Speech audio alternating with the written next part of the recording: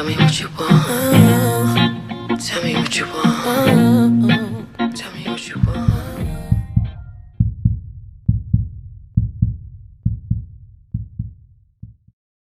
What's the deal? And welcome back to my channel, everybody. For all my new subscribers, my name is CeCe, the one and only Savage Mommy. You dig? I'm just playing. But as you can already tell by the title, today will be a story time on how my ex tried to kill me. Videos will be included. I'll be reading a police report, you know, because paperwork don't lie. And let's get into it.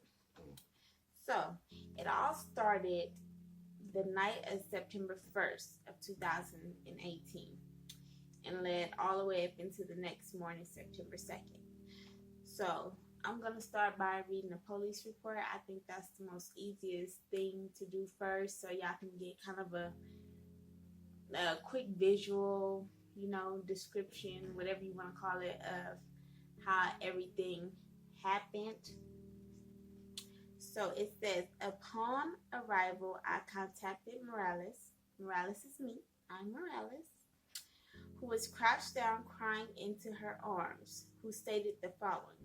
So that's when I was in my front yard hiding behind this big bush from him.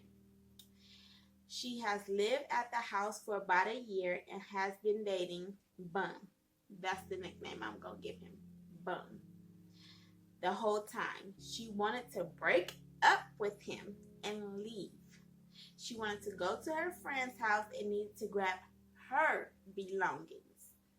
She told me Bum told her he did not want her to leave and not to take any of her belongings.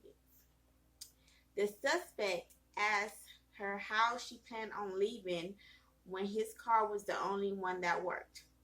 Lie.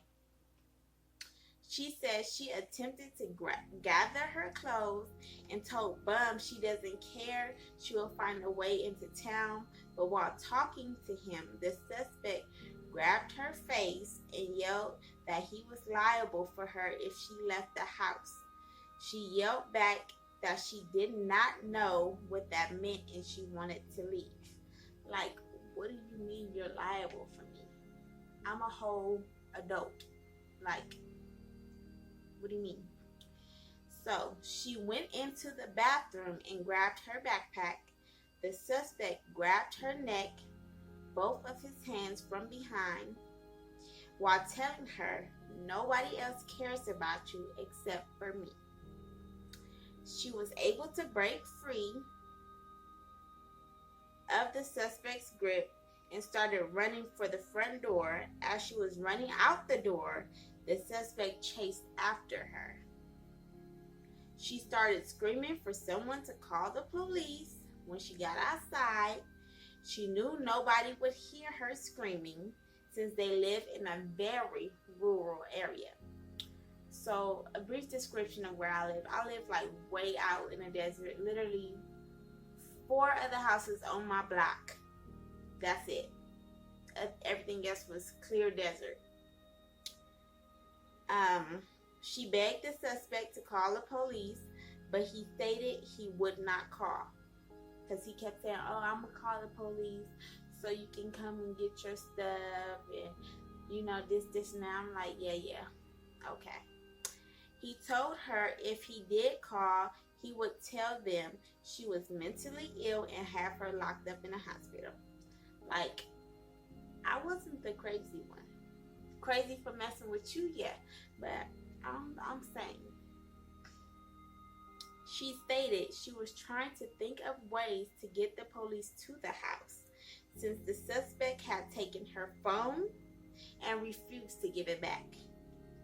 She started smashing her truck windows in an attempt to get him to call the police. She took a rock and pretended to cut her wrist as another attempt to get him to call the police. And if I really wanted to cut my wrist, trust me, I'm well educated. I know exactly how and which way to do it. She said the suspect was on the phone with the police pretending to fight her, but rubbing the phone on his pants leg while yelling, "Stop, Sierra." She told me the suspect was yelling for her to stop trying to kill herself, all while she was just sitting on the ground crying into her knees. Y'all gonna see all that. I asked the victim if she was suicidal and if she wanted to hurt herself. She stated several times that she only pretended to cut herself so the suspect would call the police. It should be noted, Morales was very emotional, crying profusely the whole time I was speaking with her. She stated Bum was very manipulative and controlling. She stated she just wanted to leave the house and never come back. But no, he didn't want me to do that. And then it says the victim received medical attention, yada, yada, yada, and all that. My cuts were superficial. And yeah, they basically looked at my neck and the scratches and stuff all on me. So yeah, that's what happened. As you can see, I really still didn't tell him really everything that happened. Like, I didn't even care. Like, if he didn't go to jail, I didn't care. All I wanted to do, like, really was get my stuff, leave, and never look back. But he didn't want me to do that. Nope. So now, this is the funny. It's not funny, but looking back on it, it's like, wow. When I actually, like, first got a hold of the police report, I was like, wow, for real? That's what you told them? Okay. Bet. So, this is his part.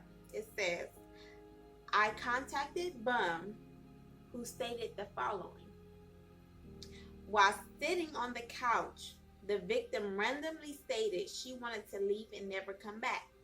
Facts. He stated he needed her help because he had a stomachache. He said the victim smashed a mirror on the floor while she was leaving the house. That closet mirror was already broke and it was in the back room and it had fell over, so it was glass everywhere already. Okay. He told me she started to smash out his truck windows while screaming that she did not want to leave. His truck? His? Oh. The suspect said he started calling the police.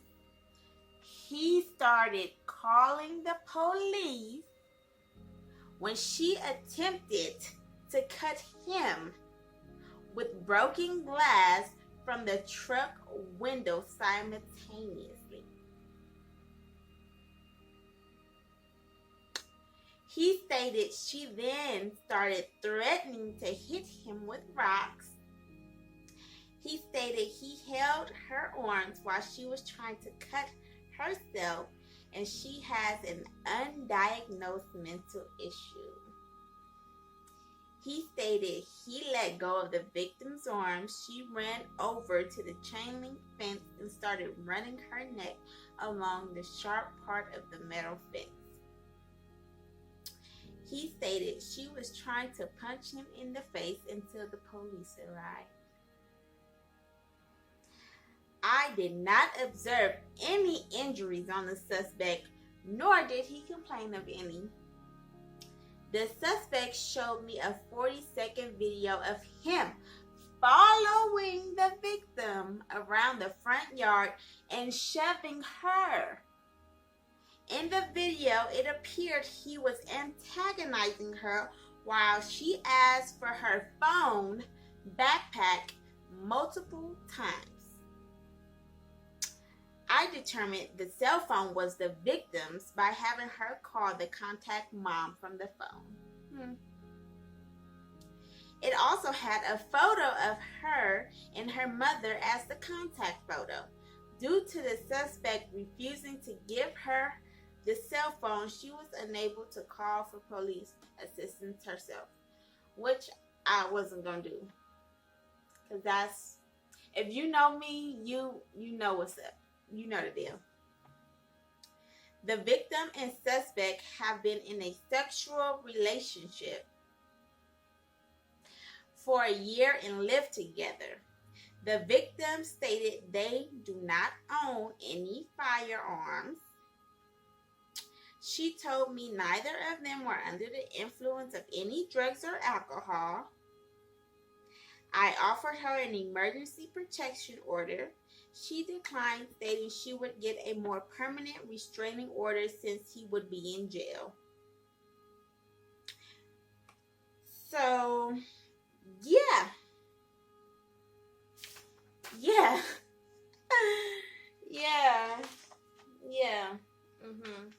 But it was being told that I put him in jail. I called the police. I took all the money. I took all the cars and this and this and that. And none of that was true. It's like all the bad karma, it just caught back up to him. And like, he got what he was asking for. Like, all you had to do was let me go. Let me take the little clothes I had and just bounce. I told you, like, basically, really, I don't want anything else from you. I don't want the money. I left with nothing in my pocket. Still, even when he went to jail, I left all the money. All the money. I didn't care. I left all my cars. I left everything. Everything. I didn't care. I just got my clothes, my important paperwork, and bounced. Like, and that's the thing that probably used to make him so mad, is because I wasn't like all the other girls that he used to deal with. Like, I'm not going to sit here and be like, begging you for money, begging you for my cards back, begging you for this, begging you for that. I don't care. You can keep it all. I know how to get it out the mud and start all over. And that's exactly what I did. A real boss. But anyway, so what I did was, from that day, he literally recorded everything he did to me on my phone. So I have the videos, and I chopped them up and stuff, like try to cut it down as much as I could, because some of them are pretty lengthy, and it's just like radio silence in some parts. So I got it up on the screen over here, and I'm basically about to just play it, and I'm gonna insert the videos somewhere, I don't know, somewhere on the screen, and I'm gonna explain what's going on during that part of the video, so y'all can get an idea, like everything that went on, like from the police report to the videos included, so y'all can really see, like, he really tried to kill me, and then tried to call me crazy. Me. Okay, but anyways, yeah, I'm about to start this video. Please, if you care, stop it! Sierra, stop! You can hurt yourself! Get out! Move! I don't care!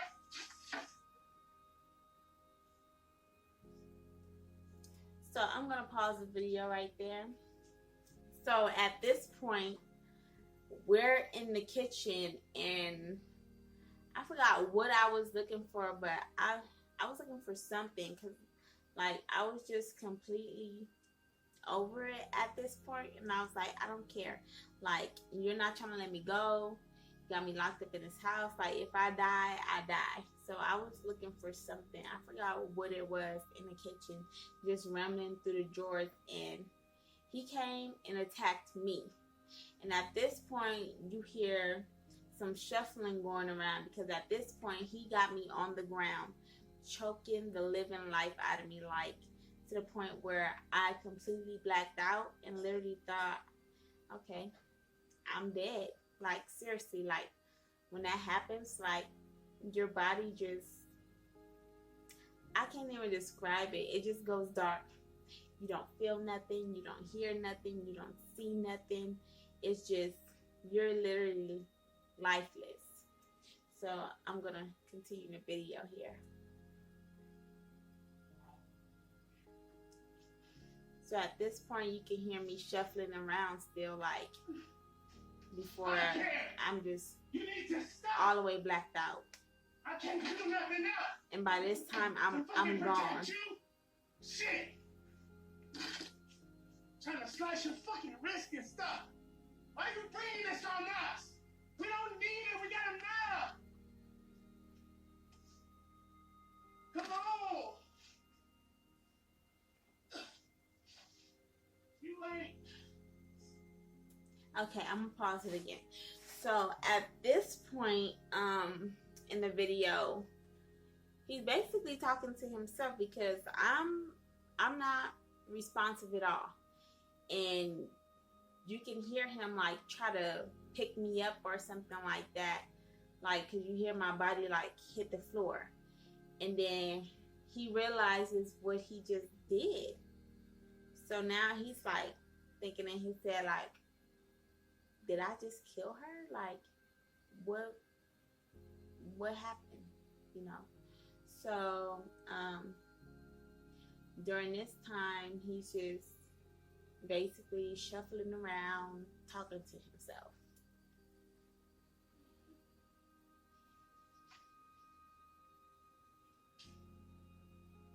So you act like you can't move?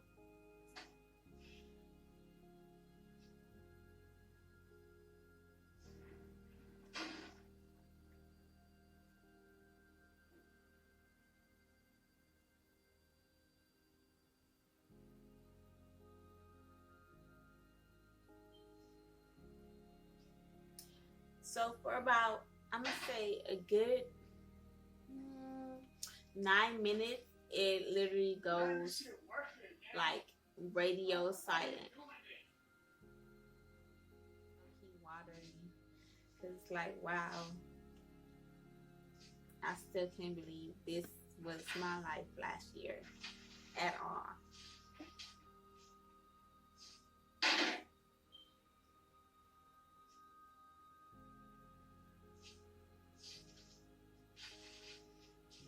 So this is him trying to, you can't see anything on this part, but you can hear him like trying to clean up everything.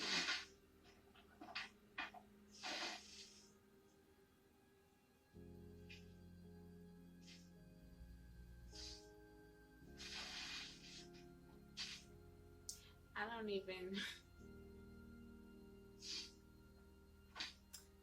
even know how I survived this, like, for real. Like, it's so much. I'm just gonna share with you guys and just like keep it like all the way lit, because like I said, you may know somebody that's going through this, or you may be going through it yourself. Like, you have options out there. There are options for you to get out of situations like this, whether it's a spouse, your parents, a friend. Like, you have options. So at this point, when we get further along into the video, you can see him in the video, and he's kind of like just distraught, like bugging out, like pacing back and forth between the living room, the kitchen, and our bedroom. Like, because at this point he really think like, okay, how I'm gonna get rid of this body type stuff, from how I see like the look in his face, how he looks.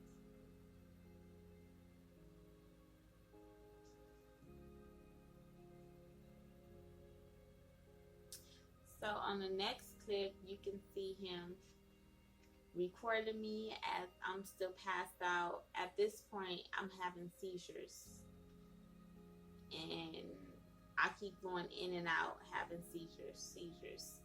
So he's just recording me the whole time at this point, and just putting the camera back on himself, just bugging out, just yeah.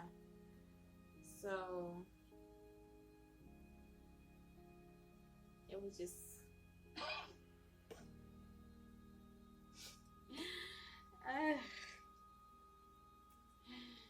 it was just so crazy. Like, I don't even. Okay, so basically after all that and having multiple episodes back to back, and I just stopped trying to fight them, because I was like, okay, you can't, like, in my head, like, I can hear everything that's going on now, and in my head I'm like, okay, you can't, like, just deplete your energy, like, just let them happen. They're gonna happen. You can't control them. So I was able to regain consciousness, and at this point he let me get up and he let me walk out the house. And then about this time, it was, I guess you could say, really early morning, because I remember it was light outside, and or almost like kind of like dusk. I think that's the word I'm looking for, like dusk. So he lets me go outside, and then he goes back into the house,